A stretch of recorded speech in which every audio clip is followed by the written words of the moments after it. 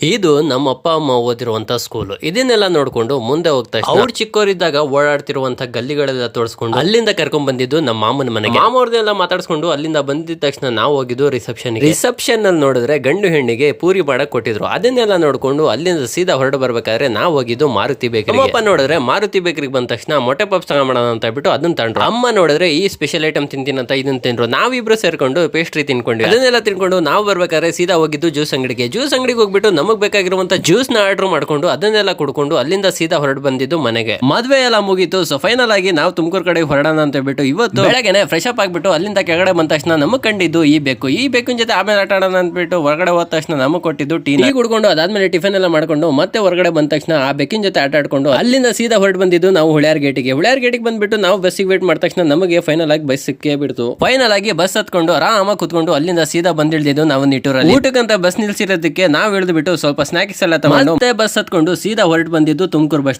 ಸ್ಟ್ಯಾಂಡಿಗೆ ಬಂದ ತಕ್ಷಣ ನಾವು ಲಗೇಜ್ ಎಲ್ಲ ಇಳಿಸ್ಕೊಂಡು ಅಲ್ಲಿಂದ ಸೀದಾ ಬಂದಿದ್ದು ಆಟೋ ಸ್ಟ್ಯಾಂಡಿಗೆ ಬಂದ ತಕ್ಷಣ ಆಟೋ ಹತ್ಕೊಂಡು ಸೀದಾ ಮನೆ ಕಡೆಗೆ ಬಂದೇ ಬಿಟ್ವಿ.